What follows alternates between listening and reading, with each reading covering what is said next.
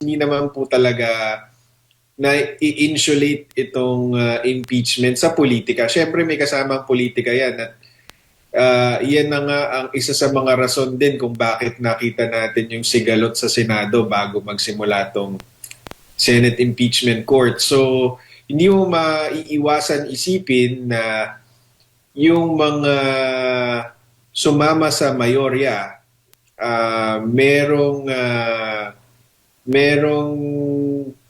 impression na panig sila laban kay VP Sara Duterte at yung mga pumanig naman sa minorya ay panig naman kay VP Sara. Sa issue naman po ng pagiging neutral, sa tingin po ninyo, magiging neutral ho ba yung mga senator judges sa impeachment trial ni VP Sara? Well, sa Senate impeachment rules, Jade, nakasaad doon na yung senator judges natin kailangan mag-exercise ng political neutrality in fulfilling their functions as senator judges. Now, whether masusunod ito or hindi, nasa sa kanila po yun. Kung, ang realidad is hindi naman po talaga na i-insulate itong impeachment sa politika. Siyempre may kasamang politika yan at yan na nga ang isa sa mga rason din kung bakit nakita natin yung sigalot sa Senado bago magsimula tong Senate Impeachment Court. So hindi mo maiiwasan isipin na yung mga sumama sa mayorya merong impression na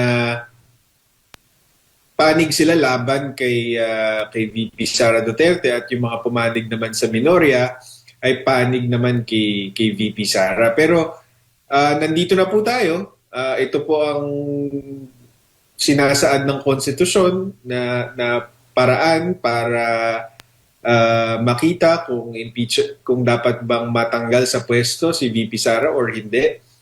So bigyan po natin sila ng pagkakataon itong mga senator judges na ipakita na patas sila at wala silang kinikilingan dahil yung gagawin nila sa mga susunod na buwan dito sa impeachment court ay hahatulan din yan ng taong bayan sa 2028 elections. Lalo na para dun sa mga tatakbo or re-electionist or tatakbo ng ibang posisyon sa 2028.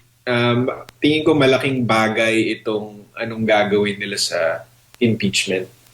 Good morning, attorney. Si Admar po ito. No? Dugtungan ko lang po yung tanong na kasi makikita din yan ng public kung magiging patas ba. Pwede bang mag-question yung panig po ng depensa? Pwede ba siyang i-questionin sa impeachment trial ang isang senator judge na tingin niya na walang neutrality at hindi sumusunod doon sa sinasabi niyo po na nasa impeachment rules na dapat pairalin yung neutrality?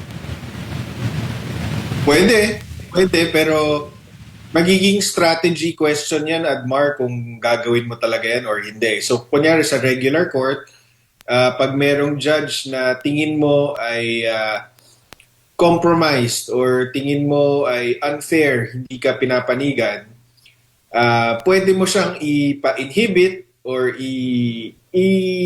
i-manifest mo sa korte na tingin mo nagiging partial siya, nagiging unfair siya, pero kailangan mong isipin yung consequences nun. Kasi kung hindi siya mag-agree sa'yo at ma-offend siya dun sa accusation mo, mas lalong